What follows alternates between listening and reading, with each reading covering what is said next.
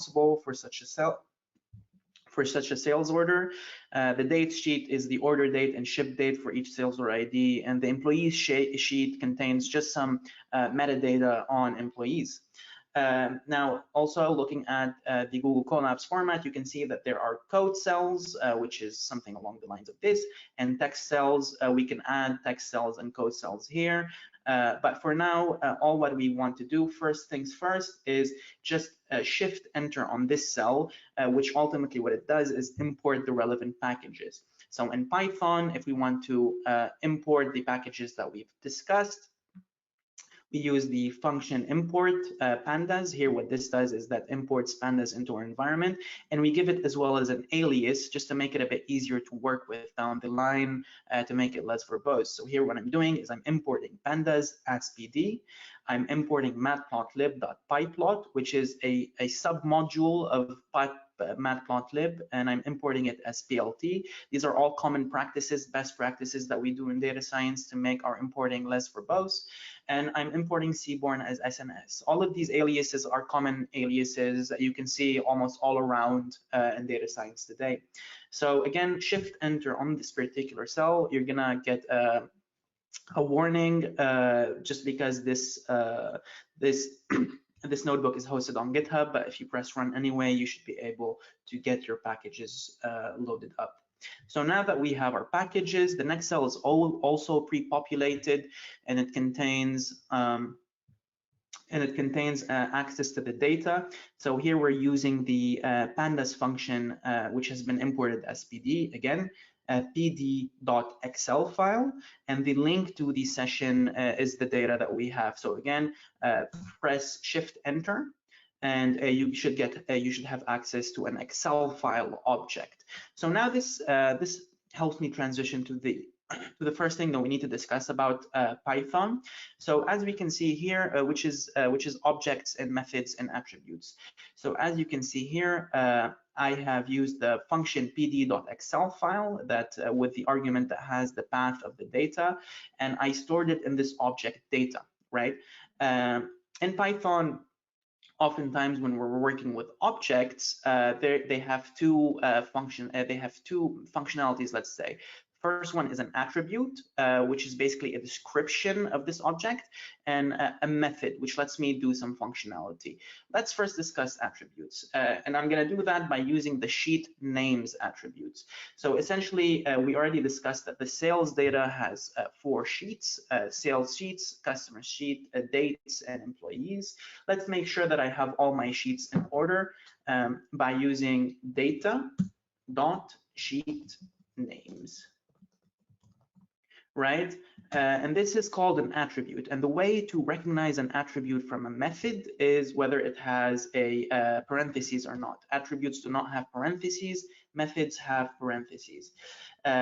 Methods are really similar to functions. For example, the Excel file is a function, but it uses the pandas alias, right? So pd.excel file is a function. Here, sheet names is an attribute. So I'm printing out again the attributes. We can see that we have sales, customers, dates, and employees. So we already have our sheets in order.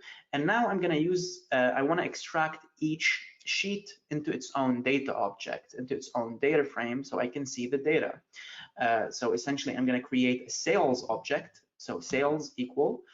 And I'm gonna use the .parse method. So again, how do you recognize that methods from attributes? Methods have parentheses, attributes do not. And I'm gonna give it the input sales, and it's a string because that's the name of the sheet. So yes, strings are formatted with quotes here, with single quotes or double quotes. It does not matter in Python. And so this particular line of code will help me extract the sales data. And then what I want to do as well, and I want to print the dimensions of the sales data, which means the number of rows and columns. And I want to also look at the first 5 rows. So I'm going to use the print function, which is here, to print the shape of my sales data using the .shape attribute, which just prints the number of rows and the number of columns in the data. And I'm also going to use the head method by using sales.head, and visualize the first 5 rows. It takes in the first 5 rows here. So again, Shift Enter.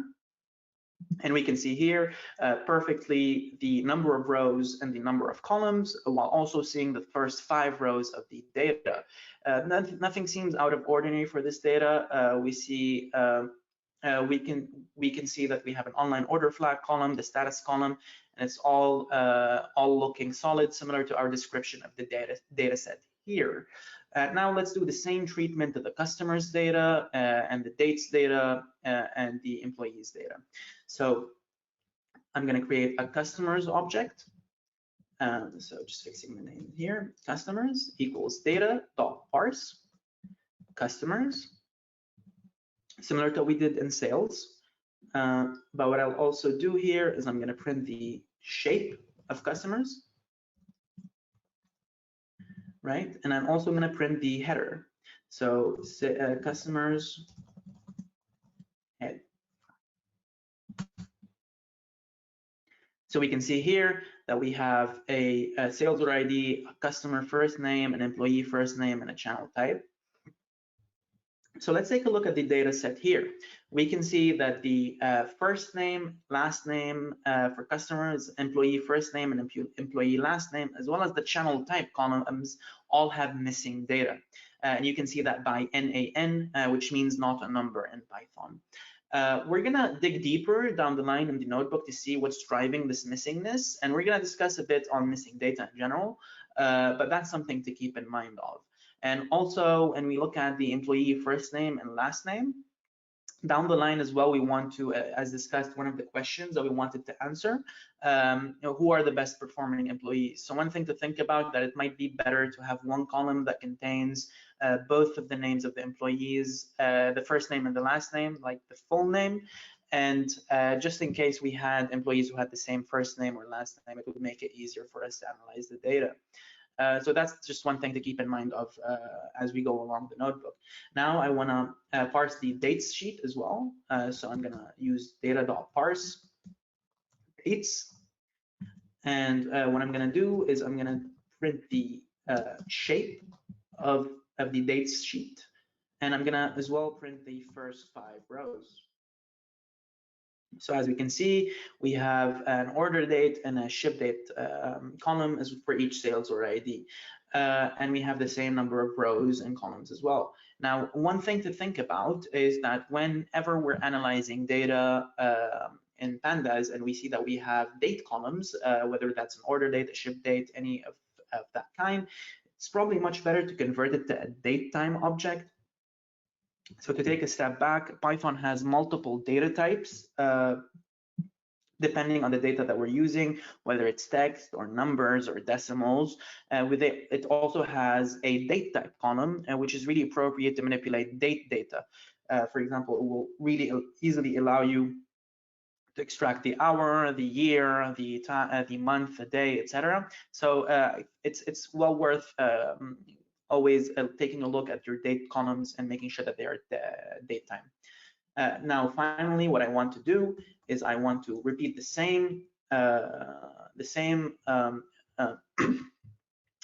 process and step for the employees sheet. So I'm going to parse employees using, again, data.parse, the parse method as we discussed, and I'm going to print its shape.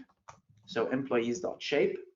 And I will also use .head to print its first 5 rows. So employees.head and giving it as input the number of rows I want to display. So by default, it will also display 5 rows, but I'm just showcasing this in case you wanted to display more than 5 rows.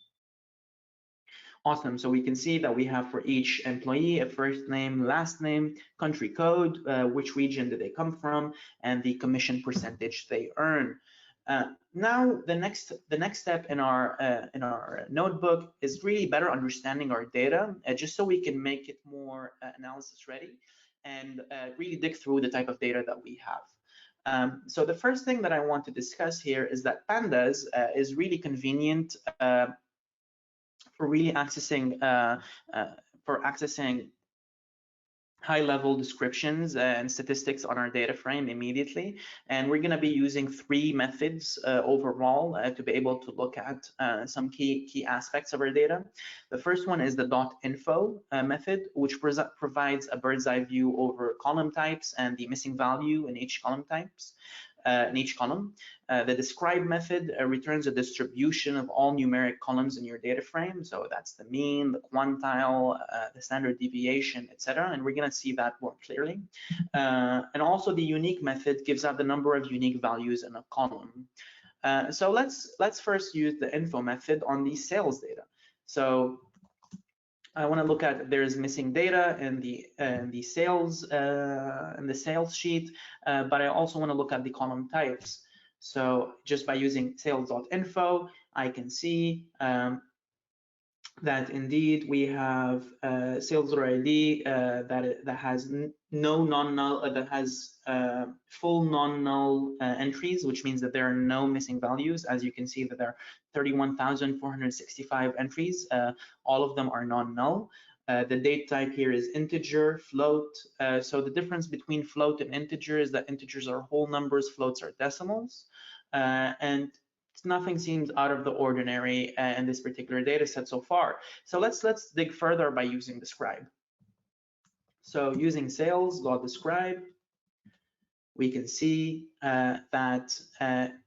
we can see a distribution of the numeric columns in this data using we can see the number of rows here in count, the mean for each column, the standard deviation, what the minimum and maximum is, and what the 25% quantile, the median, and the 75th% quantile value is for each of those columns. Now, what I want you to take a look at is the status column. So the status column has a mean of 5, minimum of 5, and a maximum of 5. Which leads me to believe that it's redundant and has only one unique value, which is 5. Now I have more knowledge of this data set, and essentially a status of 5 means that it has been shipped. So these are all shipped sales orders, and naturally the status column will have that non-variability, let's say. Now, one other thing that we need to look at is the online order flag.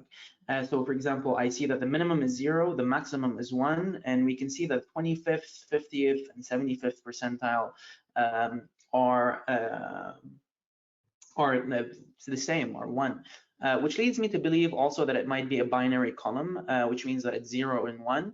And depending on the audience that we want to showcase our data to, it might be worth off replacing the online order flag with whether it has been ordered online or not. So let's take a look at our data and make sure that indeed our hypothesis is correct by printing out the number of unique values in each of those columns. So let's do that first for status. As we discussed, we have a hunch that status has one unique value. So let's print that out using sales. And here I'm using bracketing to get the name of the column. So for example, in pandas, if I want just one column, I can use brackets immediately like this. And I want to do the same thing as well to online order flag. What's really convenient here is that we have autocomplete using tab. And I'm also going to be using the .unique method here. So let's print them out both. And as we can see, the status column has just one unique column of 5, and the online order flag just has 2 unique columns of 0 and 1. So I think the best order of business here is to drop the status columns, doesn't add anything to our data, and change the values of 0 and 1 here to reflect a much more readable data set. Now let's move over and apply the same treatment as well to the dates data frame. So we already had a hunch that we may have needed to change the date type of the data type of the dates column to something that is more date time. So we can see here order date and ship date. Their D type is object, which is how strings are represented sometimes in pandas. So indeed, we need to change them to date time to make them more analysis ready. And now let's move on to the customers data set. I know that we have seen some missing values earlier. We're like looking at the header of that data frame. Again, just scrolling upwards. Apologies for the scroll. So we've seen some missing values here. Let's explore how many missing values we have and think about this missingness. So just moving down here, what I'm gonna do is first I'm gonna use customers.info, similar to what we did here with sales. And as we can see, indeed, we have missing values for employees, missing values for customers, and we have as well missing values for channel type. We can also, this shows me how many non-null values, which means how many present values we have. If I want to see how many missing values we have, I can use the .isNA method on a data frame, which returns a set of booleans. For example, here true means this row is missing, false means this row is not missing, and if I just chain it with a sum method, I get a sum of true values. For example, here we have 14,000 missing values and customer names, and for employee names we have 27,000 missing values. So how do we think about this particular missingness? So in data science, there's really a lot of different ways by which we can treat missing data. The first thing is we can drop the missing data depending on its size, especially if it has a really low impact on our data. So for example, if we had less than 1% of our data that is missing, depending on that data, of course, there are no absolutes. It's probably worth dropping it. The second thing we can do is potentially impute it with statistical measures such as mean, median, and mode. Oftentimes we can use algorithmic imputations even that rely on more complex methodologies such as machine learning. Or depending on the business case of my data, I can use it imputing some common sense rules. For example, in this data set, I've dug around for it just a bit. And the channel type column, whether that's B2B or B2C, for example, could be imputed because the customer first name and last name is missing by design for B2B purchases, and the employee first name and last name is missing by design as well for B2C purchases. So meaning we can impute or like predict the missing values of the channel type column by setting B2B to instances or rows where the customer names is missing, and B2C for instances or rows where the employee name is missing. We'll look at that much more closely. I'm just explaining the rationale behind the steps that we'll be making. Now, moving on to the next step in our introduction, or like processing the data, is that we need to make our data analysis ready, meaning we need to distill all these insights that we got from analyzing this data to make it more ready for analysis and to clean it up just a bit. So the first thing I want to do is, as discussed above when we were looking at the status column. So again, scrolling upwards here, apologies for the scroll. We did notice that the stats column is completely consistent, does not have variability, so might as well remove it or drop it.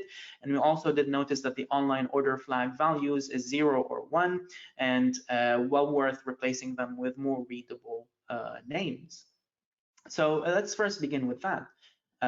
So just scrolling downwards, apologies. Let's first drop the status column from sales.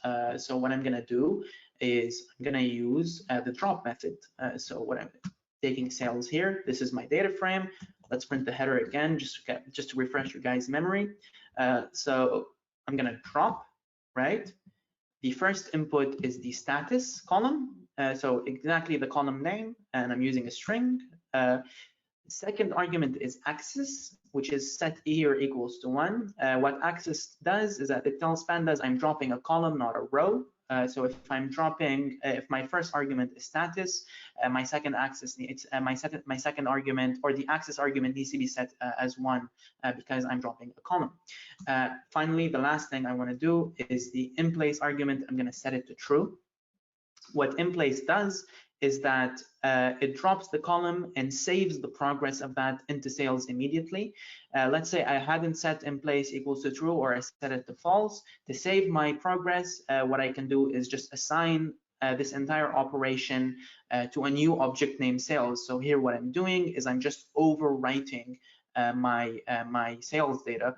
But since we've set in place the equals true, there's no need to do so. Now let's print the info of the data and shift enter just to run the cell. We can see that there is no longer a status column and it has been dropped.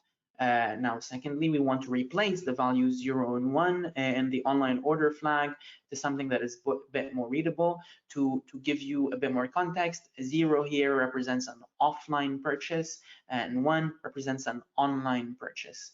But before we do so, let's take a small step back and discuss what are dictionaries in Pandas or in Python in general. So dictionaries are useful data structures in Python that let you map a key to a value. So for example, if you see here, it has a key value pair, and you can see it here. Let's say I create here a dictionary named names, where the first key is a first name, and here that is my name, Adele, and the second key is last name, whose value is my last name, which is Neme. So you can see here that if I wanted to access what the first name is in the names dictionary, I immediately get Adele. So essentially what replace does, it maps a key to a value, and we're going to see how that works when we're trying to replace online order flag. So what I want to do now is I want to take the online order flag and take those 0 values and make them offline, and take that 1 value and make it transform it to online. So instead of numeric values, we have text. So first thing I'm going to do is I'm going to overwrite the online order flag column using this type of formatting. So it's really, I'm overwriting the column, and what I'm going to do is I'm going to take the online order flag column again, and I'm going to use the replace method. And what the replace method does is that it takes in a dictionary, right, whose keys are the existing values in the column, and whose values are the values I want to replace it with. So to make it simple, I want to replace value with offline. So again, what I'm doing here is I'm using the key 0 and the value offline so that the values are replaced, and just breaking line here to make it a bit more readable. And I'm gonna change this. So let me just set it without caps lock, without capitals, and I'm gonna set it online here. All right. So essentially, what I'm doing, I'm taking in the online order flag column, overwriting it with another online order flag column whose 0 values has been replaced with online, and whose 1 value has been replaced with online. Sorry, 0 offline and 1 online. So let's print the unique values and make sure that our changes have been affected. And we can see indeed offline, online. So yes, again, to repeat the process, what we did is take the online order flag column, overwrite its progress with a new online order flag column whose 0 values have been replaced with offline, and whose 1 values have been replaced with online. Right? And now one other thing that we need to do to make our analysis, to make our data analysis ready, is that we did see that we had in the dates sheet, just to print its header and remind you guys, the dates sheet had order date and ship date columns that needed to be updated into date time, right? I don't really care about the times here, so I just want to have year, month, and day. So let's start doing it. What I'm going to do is similarly, I'm using this overwriting format here. I'm going to overwrite the order date column, right? Using the PD to date time package. So by using the function, so by using this pandas function to date time, I can convert a pandas column into date time.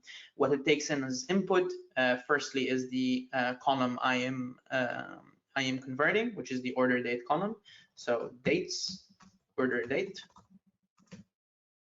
Yeah, and secondly, the format that I'm using is taking a step back as well. So formats are really common to be used, really commonly used in datetime. Do not worry if you do not memorize them, but essentially, since I only want year, month, day, I will specify to datetime that this is what I want, and I can do it in this particular format. %y, so we see here dash, %m, we see here m, and sorry, dash %d. So this will allow me to just keep the year, month, and day. Again, do not really worry if you do not know this. It's really easily findable on Google. If you just type datetime formats Python, you will get all of these different formats. I want to do the same treatment now to the ship date column. So using pd to datetime on the ship date column, so dates, ship date, and just a small typo here. And I'm going to use the same format. Again, do not worry if you're not, if you have not memorized datetime formats. It's not part of the job, but definitely something to keep an eye out, that you can format datetime columns according to your needs, just based on this particularly small argument here. So let's make sure that this has happened, right? And what I want to do is essentially just look at the new data, look at the new data types, and make sure that they are datetime. And as we can see here, they are now datetime 64NS, which is essentially how Python or Pandas represents datetime objects. Now, the last thing that I want to do is impute the missing data and impute the missing data in the channel type column, because as we already discussed, depending on the missingness of the data. So let me just visualize the column here to make it a bit easier for me. So the data is the customer's data. I'm just printing out the information. So as we saw that there are missing values in the channel type column, and this is all due to design. For example, employee first, if an employee name is missing, then it means it is a B2C purchase. If a customer name is missing, then it means it's a B2B purchase, which lets me really easily impute this particular column. So let's do that according to these rules that we have just created. So the first thing that I'm going to do is I'm going to use the lock method. What the lock method does is one of the few methods that uses brackets as well. So most methods use parentheses. This one just uses brackets. What this one takes in 2 arguments. So I'm going to just hide those here. The first one is a row condition. So for example, if I want to search a condition that's based on my rows, and the second one takes in the column that I'm looking for, or a column condition. So as discussed here, if I want to, let's say, first impute missing values of channel type that could be B2C, these are all depending on data of employee first name that is missing. For example, my first condition here is that I want to locate all rows that have a missing employee first name. So employee first name, and to find missing data, I'll just use the isNull method. So this returns here, at least from a row front, all the rows of my customer's data frame where the employee first name is missing. Now, the column is the channel type column, because that's what I'm going to impute, and I'm going to set all values that are that fulfill this particular condition and this particular condition to B2C. So this imputes my B2C data. Now, what I want to do as well is I want to use the lock method again on the customer, on the employee first name data as well, but for instances where they are not missing, and I'm going to use not null. So essentially, this will also help me find B2B customers and impute B2B purchases. So here, I will set this to B2B. And again, there's no difference between single quote or double quote. But to take a step back, what we did is that we used the lock method to find all instances of employee first name that are missing.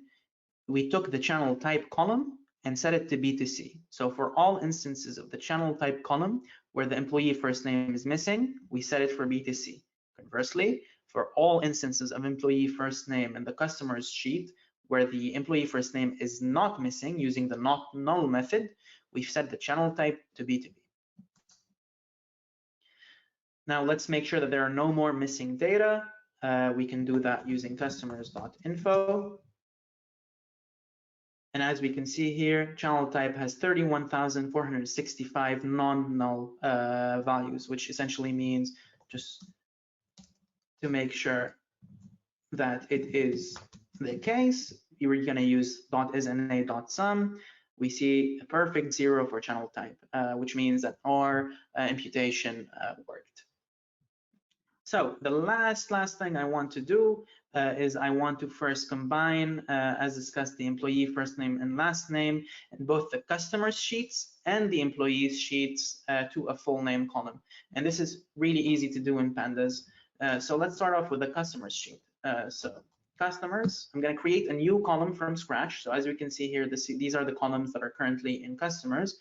I'm going to create a new column from scratch named employee full name. All right. Actually, I'll just keep it the full name here just to make it a bit easier and less verbose. And what I'm going to do, I'm going to take each employee first name. I'm going to use plus. And I'm going to use customers here, employee last name. But the only trick here is that I want a space between them, because this will not have a space. So what I'm going to do here, I'm just going to add an empty space. So what we did is that we added employee first name to a space and to the last name. And if you want to take a look at the header, you can indeed see the full name column. Had we not, for example, used the space, you would see that there are no spacing. So just using Control-Z to undo this edit, and we can see here that there is a full name. Now I want to repeat the same thing, but instead of the customer's sheet, it's the employee's sheet.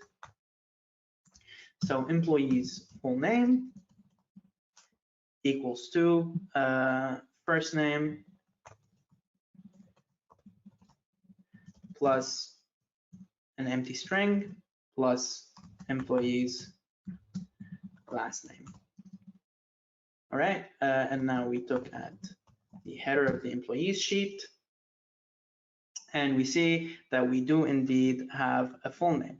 Now, before we go to answering the questions of our small case study here, I'm going to go to a Q&A where we can answer you guys' question. Yeah, awesome. So we have quite a few. First one, why is Python better than Excel when it comes to charting data? What is the advantage of Python over VBA for Excel data analysis or processing? This is quite a common question that we receive. The first thing, it really depends, one, on your use case, but also on the abilities that you have with Python and in programming languages in general is much wider to be able to create value in your organization. I know that from a syntax perspective or from a learning curve perspective, you might think I'm really good at Excel and my job is really just requires me to create some charts or make some analysis. Why do I need to become more data fluent or need to upskill by using Python? Really, I would look at it as a very long-term objective or a medium-term objective of gaining these skills that will really open up your horizon on what you're able to do in Python. For example, if you learn Python or an open source programming language such as R, let's say, you have a much better ability at taking these skills that you've learned in data visualization and packaging them in a dashboard that you can share across your organization that is really easy to set up as well as really low cost to maintain. That will really automate democratize access to data science and to the data analysis that you're doing across your organization, and as well as really provide value in your team.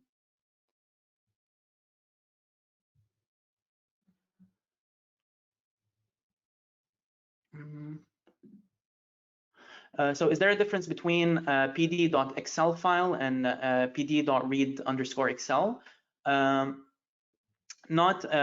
Not exactly. I think read Excel is actually more new, and Excel file has been outdated. So both work at the same right now. However, it's not a problem.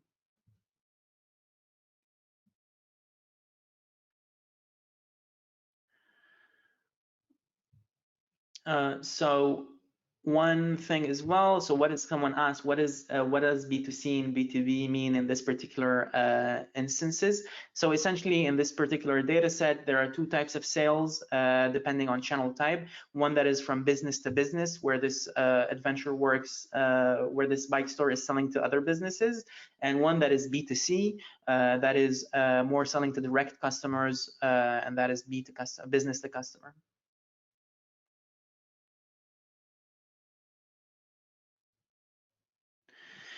Why change the online order flag from 01 to a text string up front? These binary fields would be helpful if you do a logistic regression in the future and could be changed later for reporting if necessary. Yes, 100%. Just in this particular session, we're just doing a reporting style data analysis, and we won't be doing any machine learning. This is why.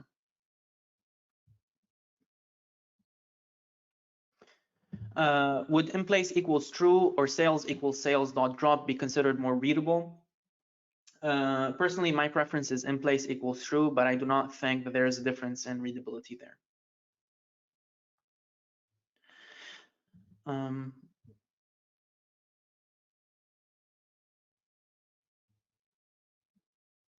So for converting to date, are they case sensitive? I think there is a case sensitivity, the difference between, for example, month, M, or like capital M, etc. You can just take a look. So I'm going to Google this right here. So date time formats, pandas.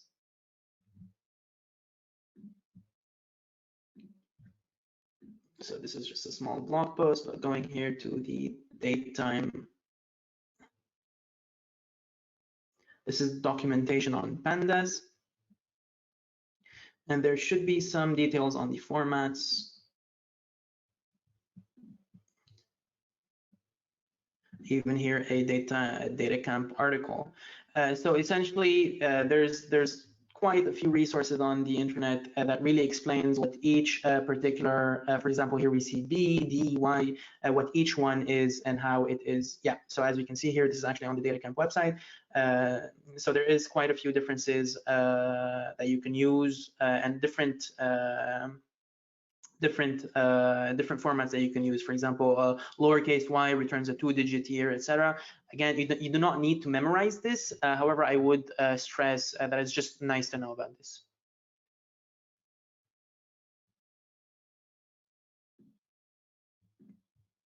Is there a difference between .drop and .drop NA? Yes, there is. What .drop does is that it drops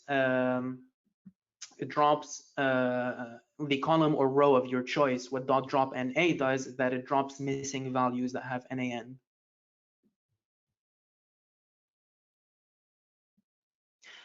Can you elaborate on the difference between isNull and isNA?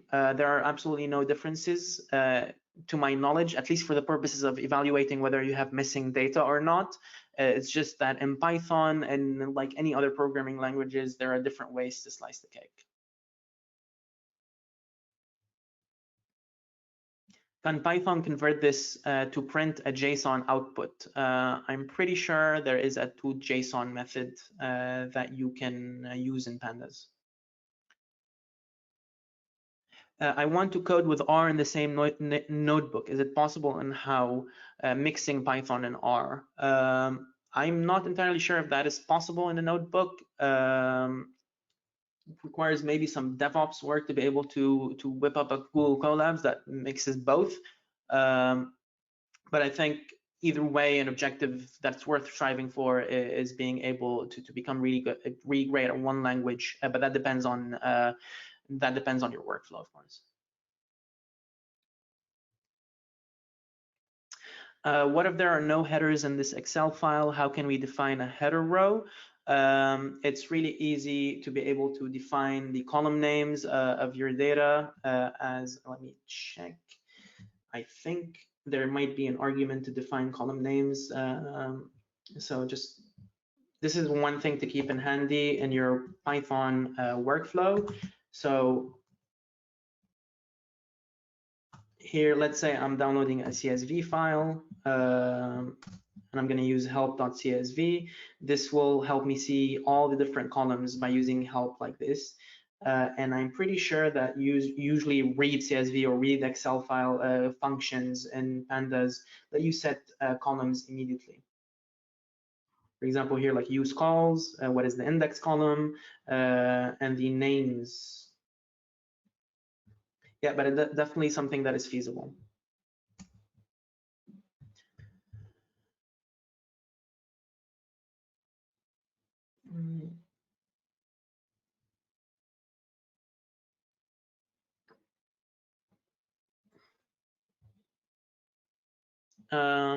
One thing as well, so why did you use lock and not replace?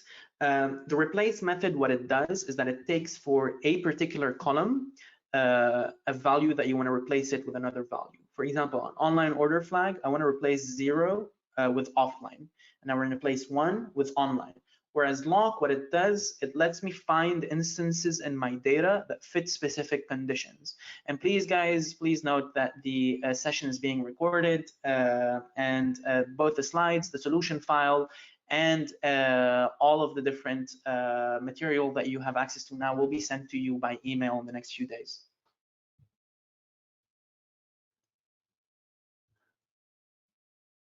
So now that can Python access XLSM, XLST, or XLSB files? I'm pretty sure it does, but we can check it out on Google. So pandas XLSM read. So I'm pretty sure that, yes, using the read Excel function, as we can see here, supports XLS, XLSX, XLSM, XLB, and ODF files. All right, guys, so I think now it's time to move on to our case studies. So the first thing that we're going to try to do is answer the question, how did we do in revenue over the years? So we do know that we have a sales sheet, a dates sheet, and this will be able to inform us basically the date of each sales order ID as well as the number of revenue it has generated. Now, what we need to do in order to have such a holistic data set is that we want to take these order date and ship date columns, put them in sales, so that the order date and ship date for a sales order ID is properly represented. This is essentially the same thing you would do with a VLOOKUP in Excel, where we type in for a specific column, I want to do a VLOOKUP on this particular sheet, and I want the common column between them to be, for example, in this case would be sales order ID, and I want to get the values of order date and ship date, right? Essentially, what we want to do is we want to join this data set on this, and this is what we call a left join. So what we're trying to do is take hypothetically a DF2 data frame and left join it to DF1, DF1 and DF2, of course, examples here. And the way we do this in pandas is by using something called the dot merge method. So essentially what we do is that we have a data frame called DF1. We use the dot merge. We merge the second data frame, that's the first argument, and on is another argument, which is the common column, which are in our circumstance is sales order ID, and how is left. So essentially what's happening here is DF2 is being left joined to DF1. It's literally a directional join in that sense. So DF2 is going to the left of DF1. So let's do that and see how this VLOOKUP in Excel could look like in Python or in pandas. So I want to create a new data which combines sales and dates. So I'm going to call it sales date. And so I want to merge sales, right? And I want to add the date data to my sales sheet. And essentially the way it's going to happen is I'm going to use sales.merge. So this is my DF1 sales. I'm going to use merge. My df2 here is dates, so it's dates, right? I want to merge them on the common column sales order ID. So on equals sales order ID, right? And again, as the how, since I'm merging dates onto sales, how is left. Now let's take a look at sales underscore date underscore head, see how the new data looks like. And ta-da, as we can see, sales order ID, total due, number of items, the online order flag, but also the order date and ship date, and just year, month, day, right? So what I want to do is visualize and calculate the number of the revenue over the years, but also in further questions, the revenue over a year month, just to see if there is seasonality on a monthly basis throughout the years. So let's first create a column for year and month, and we'll see how that looks like. So I have a sales date column, right? So we can see the sales date. What I want is that for a order date, I want just the year, and I also want just the year and month that I'm going to put in another column. So let's first start with the year. So I just want the order year here. So I'm going to create a new column named order underscore year that I'm going to leverage through the sales date sheet. So I'm going to take the order date column, right? And I'm going to use a date time method, a pandas method for date time columns called dt.year. What this does is that it helps me extract the year. You can also extract the month and the day using this or day, but here I'm going to do a year, right? What I want to do as well, I'm going to extract the year and the month. I'm going to call this order ym, and sales date here, right? What I'm going to do instead of dt.year, I'm going to use dt, but I'm also going to create an strftime method, which lets me take this date time and extract just the format that I want. So here I want the parentheses y dash parentheses n. Now let's visualize the header just to see how it looks like. And as we can see, we have an order year and an order year month column that we can utilize.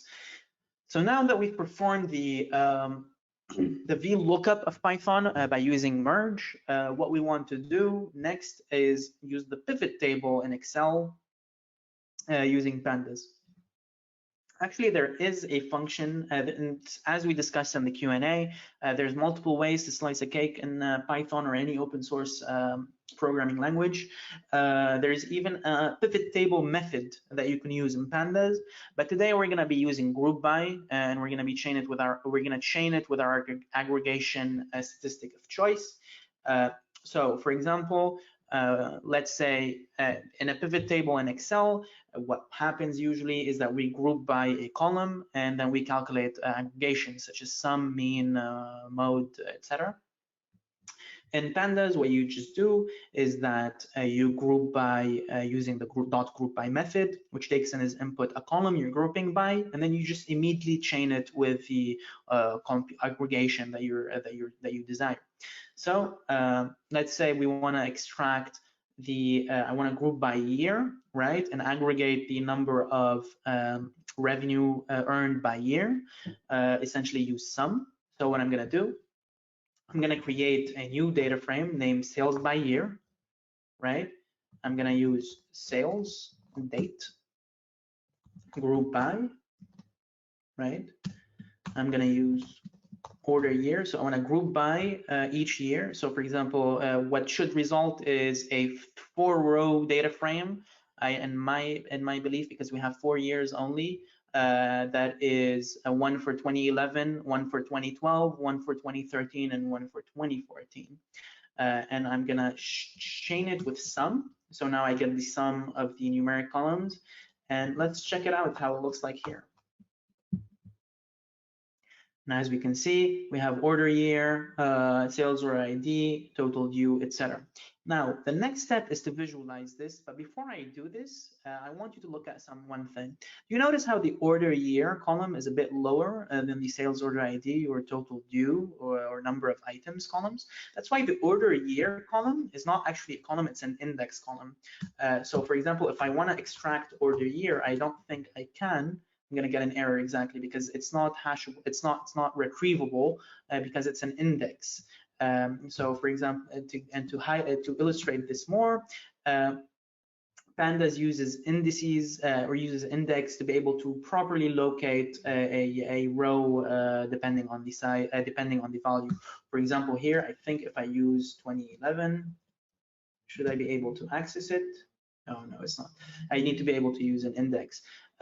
But to be able to, just to showcase it here again, but to be able to alleviate this problem and treat this as a column, what I'm gonna just do here, I'm gonna chain this entire sequence here with reset index and parentheses.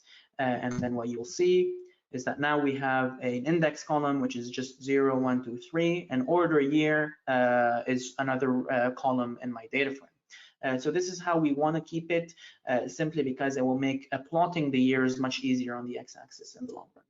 So now this move, and this is really good introduction to how we do plots in Python and in Pandas.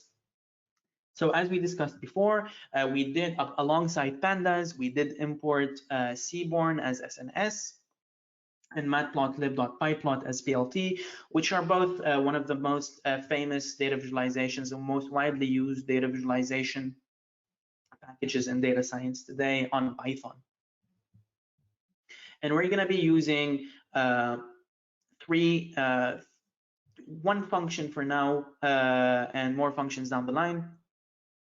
And we're going to be using the sns.barplot function, which lets me create a bar plot. It takes in an x argument, and which is what to visualize on the x-axis, the y-axis, which column to visualize on the y-axis, and the data source being used. This we'll look at a later time, which is line plot, to visualize a line plot. But we'll also use some helper functions such as plt.xlabel, plt.ylabel, and plt.title. And these let me set my x-axis label, my y-axis label, and the title of the plot. Apologies for this one. This is a typo. And essentially, then with a and the final helper function that we'll use is the .xticks function from matplotlib, which lets me set the rotation of the x-axis ticks. But we'll take a look at how we do so. Now, the first thing I want to do is I want to visualize a bar plot that showcases over the years from 2011 to 2014, just the revenue over the years. So what I'm going to do is I'm going to first create SNS bar plot, right? So just as a reminder, we already created this data frame, sales by year. Now on the x-axis, what I want is the date data. So essentially it's order year. On the y-axis, it's from this column, so it's the number, it's the total due, which is the amount of revenue. So total due, and the data that I'm going to be using, so no strings here, is sales by year.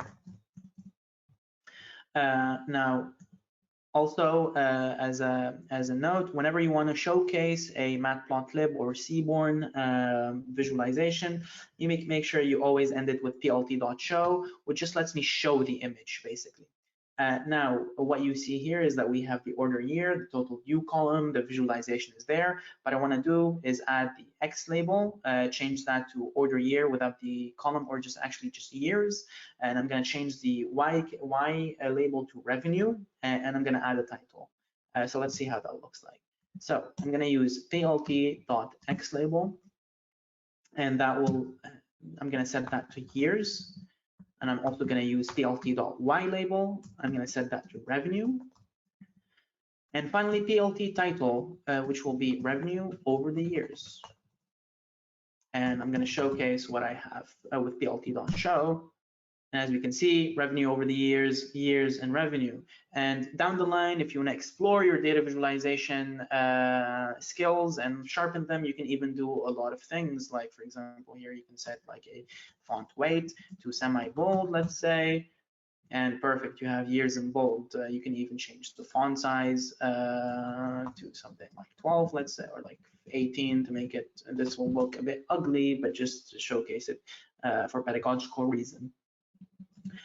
So yeah, there's a lot of things that you can do in your different data visualization toolkits and Python, and make sure to check out some DataCamp courses there while you're still on the platform for Free Week.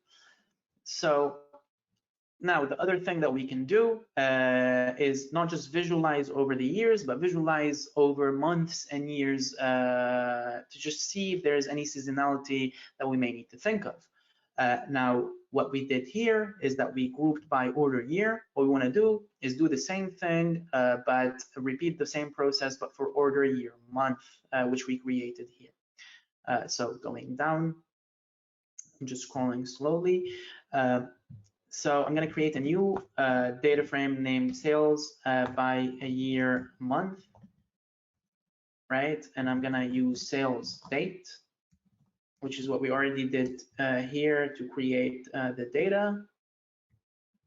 And I'm going to group by without an underscore, order underscore YM, which is the year month column that we did. I'm going to use sum.